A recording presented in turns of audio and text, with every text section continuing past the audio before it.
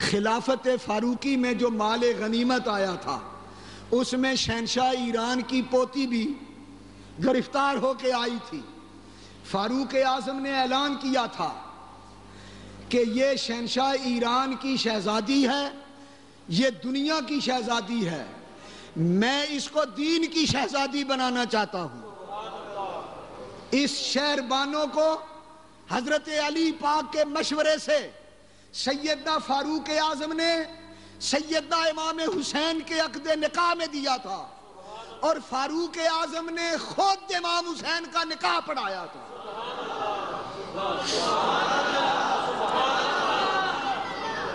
یہاں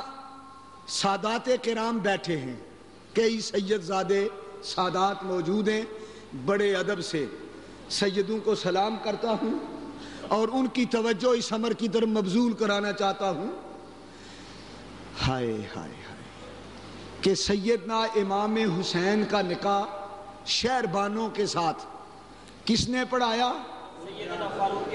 سیدنا فاروق اعظم رضی اللہ تعالی عنہ نے۔ اب اگر کوئی سید ہو کر فاروق اعظم کے ایمان میں شک کرتا ہے تو وہ یہ سوچ لے، سادات کرام توجہ، اگر کسی کو فاروق اعظم کے ایمان میں شک ہے تو پھر وہ یہ سوچے کہ اگر فاروق کا ایمان ٹھیک نہیں تو حسین کا شہر بانوں سے نکاح کس طرح جائز ہو گیا؟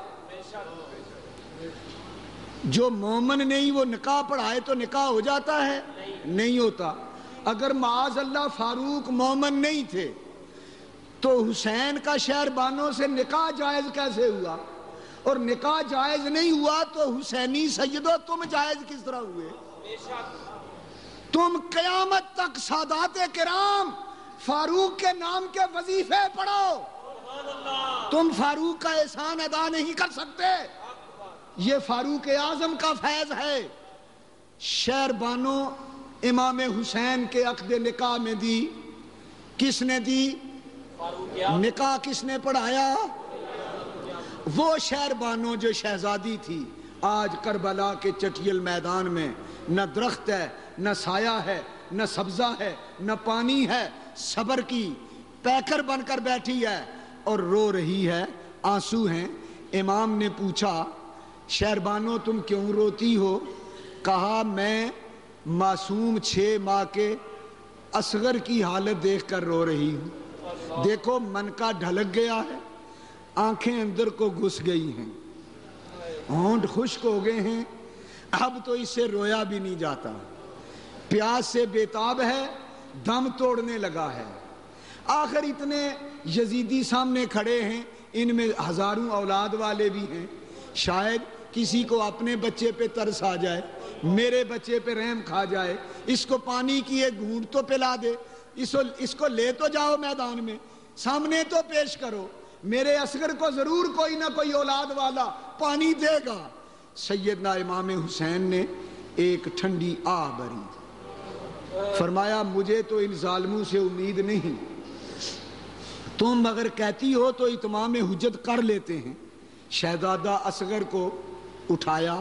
خیمے سے نکلنے لگے تو شہر بانو پھر پکاری کہ حسین باہر بڑی سخت گرمی ہے، گرم لو چل رہی ہے، یہ میرا پھول ہے کہیں کملا نہ جائے، مرجھا نہ جائے، اس کو ذرا پلے میں لپیٹ لو۔ امام پاک نے اپنے امامے کا ایک حصہ پکڑا اور اس میں لپیٹا اور بغل کے ساتھ لگا کر خیمے سے باہر نکلے، کربلا کے میدان میں ریت کے ایک ٹیلے کے اوپر چڑھے۔ لشکر یزید نے جب دیکھا کہ حسین نے یہاں کچھ رکھا ہوا ہے تو شور مچ گیا کہ حسین صلح کے لیے قرآن لایا ہے، صلح کے لیے اب قرآن لایا ہے۔ یہ واقعہ مشہور تھا کہ جب جنگ صفین ہوئی تھی تو حضرت علی رضی اللہ تعالیٰ عنہ کے مقابلے میں جو خارجی تھے وہ صلح کے لیے قرآن اٹھا کے لائے تھے، تو یہ بات مشہور تھی کہ جنگوں میں صلح کے لیے قرآن پیش کیا جاتا ہے، تو وہ اس دن یہ سمجھے کہ حسین صلح کے لیے سینے سے قرآن لگا کے آیا ہے۔ بظاہر تو انہوں نے قرآن ہی سمجھا، لیکن یہ شہزادہ قرآن ہی کی تفسیر تو تھا، اور کیا تھا، یہ قرآن ہی کا نقشہ تو تھا۔ سیدنا امام حسین نے پلہ ہٹایا، کربلا کے ٹیلے پہ کھڑے ہو کر لشکر یزید کی طرف معصوم اصغر کا منہ کیا اور کہا بیٹا میں تو نہیں بولوں گا، تم اپنی پیاس کی شکایت خود کر لو، تم بولتے ہو تو بولو، اگر تمہیں کوئی پانی دیتا ہے تو دے۔ آپ نے یوں اٹھا کر 6 ماہ کا معصوم ایسے، معصوم کو جب یوں پھرایا لشکر کے سامنے، تو یہاں تاریخ نے بہت کچھ لکھا، صرف ایک بات کہتا ہوں، شہزادہ اصغر نے ننھی سی زبان باہر نکالی اور اپنے ہونٹوں پہ پھیری اور پھر چپ ہو گیا۔ اس کا یہ انداز اتنا والہانہ تھا اس معصوم کا۔ اولاد والو، چھوٹے چھوٹے بچوں سے پیار کرنا ویسے انسانی فطرت ہے، بچہ کافر کا بھی ہونا، بچہ بچہ ہی ہوتا ہے، اور بچہ جانور کا بھی ہو وہ بھی پیارا ہوتا ہے، پھر بچہ حسین کا ہو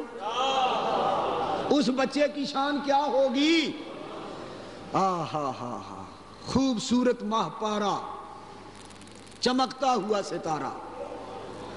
جب اصغر نے زبان باہر نکالی، لبوں پہ پھیری، تو تاریخ کہتی ہے پورا لشکر یزید چیخیں مار مار کے رونے لگا۔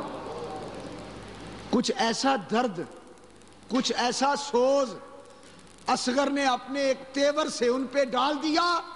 کہ پورا لشکر یزید چیخیں مار کے رونے لگا۔ عمرو ابن سعد گھبرا گیا، اس نے کہا یہ کام تو حسین کا سارا لشکر نہیں کر سکا جو یہ 6 ماہ کا سپاہی کرنے لگا ہے، یہ تو سب کو شکست دے گیا۔ عمرو ابن سعد آگے بڑھا، اس ظالم نے ایک غضب کا تیر انداز تھا جس کا نام تھا ہرملہ۔ ہرملہ کو کہا اتنا انعام، اتنا سونا، اتنا چاندی، اتنے اونٹ انعام دوں گا، دیر نہ کر، یہ میرا لشکر سارا پاگل ہو گیا ہے، یہ اس بچے کو دیکھ کے رو رہا ہے، تو اس طرح کر جلدی جلدی نشانہ جوڑ اور تیر مار، اس کے گلے میں لگے اور یہ بچہ جو ہے اب دوسری بار اپنا کوئی تیور اور انداز دکھا نہ سکے۔ ہرملہ نے نشانے پہ تیر جوڑا، ہرملہ نے، تاریخ کی ایک عجیب روایت ہے کہ ہرملہ نے جب تیر نشانے پہ جوڑا اور گھٹنا ریت پہ رکھا اور تیر نشانے پہ جوڑ کے جب مارنے لگا تو اس کے ہاتھ ہلنے لگے اور تیر زمین پہ گر گیا اور اس کی آنکھوں سے آنسو آ گئے۔ عمرو ابن سعد نے کہا بزدل تجھے کیا ہو گیا؟ کہنے لگا ہوا کیا، میں جب نشانہ جوڑتا ہوں اس بچے کو مارنے کے لیے تو میری نظر پیچھے خیمے پہ جا پڑی، خیمے پہ، تو میں نے دیکھا کہ خیمے کی آؤٹ کے پیچھے ایک سوراخ ہے، وہاں ایک بی بی کھڑی ہے اور وہ بی بی بڑے غور سے کبھی میرے تیر کی طرف دیکھتی ہے، کبھی اصغر کی طرف دیکھتی ہے، مجھے یوں لگتا ہے اصغر کی ماں ہے، تو مجھے بھی اپنے بچے یاد آ گئے، میں کانپ گیا۔ عمرو ابن سعد نے کہا رے بزدل یہ کیا سوچتا ہے، جلدی تیر مار ورنہ میں تیرا سر تلوار سے جدا کر دوں گا۔ ڈر کے مارے ہرملہ نے پھر بڑی ہمت کی، پھر تیر نشانے پہ جوڑا، ایسا نشانے پہ تیر آیا کہ سیدھا اصغر کے گلے میں پیوست ہو کر وہاں سے نکلا، امام حسین کے بازو کو چھیدتا ہوا پیچھے چلا گیا، اصغر کے گلے سے خون کا فوارہ نکلا۔ اولاد والو، درد والو، اہل بیت کی محبت والو، تاریخ کا متفقہ لفظ میں آپ کو سنانا چاہتا ہوں۔ لکھا ہے کہ سیدنا امام حسین نے اصغر کے خون سے اپنا چلو بھر لیا، چلو بھر لیا، اصغر کو کربلا کی ریت پہ رکھ دیا، چلو بھر لیا اور اس کو یوں آسمان کی طرف اچھالا۔ اے آسمان گواہ رہنا، اے کربلا کی زمین گواہ رہنا، اللہ کے لیے، نانے مصطفیٰ کے دین کے لیے، خدا کے اسلام اور قرآن کے لیے،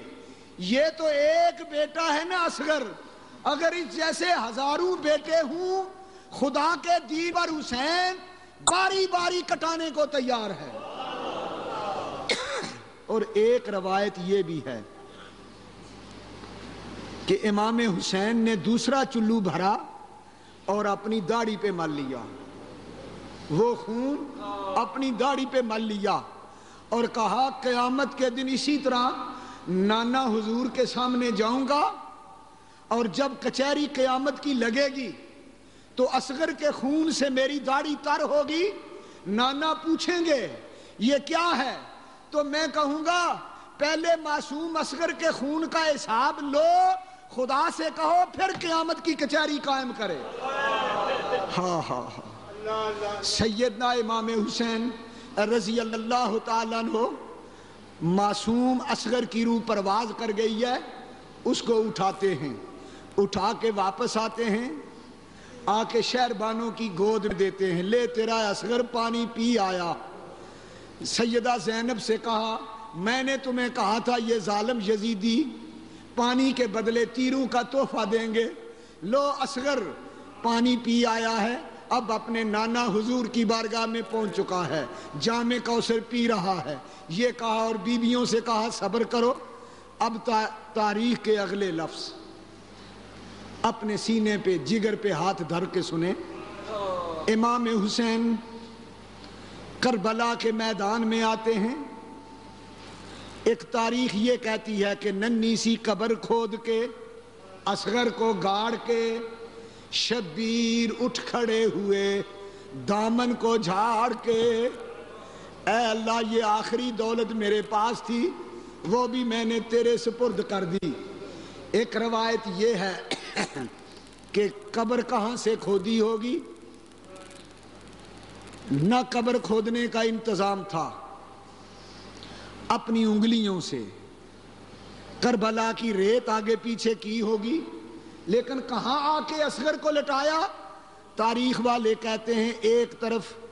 شہزادہ اکبر کی لاش پڑی ہے، دوسری جانب شہزادہ قاسم کی لاش پڑی ہے، دونوں لاشوں کے درمیان میں آ کے اصغر کو رکھتے ہیں، ایک ہاتھ شہزادہ قاسم کا پکڑا اصغر کے سینے پہ رکھ دیا، ایک ہاتھ شہزادہ اکبر کا پکڑا اصغر کی چھاتی پہ رکھ دیا، اور درمیان میں خود بیٹھ گئے، بیٹھ کر کہتے ہیں قاسم اکبر میرا اصغر تمہارے حوالے ہے، 6 ماہ کا معصوم ہے، رات کو کبھی اکیلا ماں کے بغیر سویا نہیں، کربلا کا ڈراؤنا جنگل ہے، تم دونوں کے ہاتھ میں اس کی چھاتی پہ اس لیے ڈرتا ہوں، میرے آنے تک اس کا خیال رکھنا میرا بچہ ڈر نہ جائے، اس کا خیال رکھنا، جب میں آ جاؤں گا پھر میں خود اسے سنبھال لوں گا، میرے آنے تک میں اس کو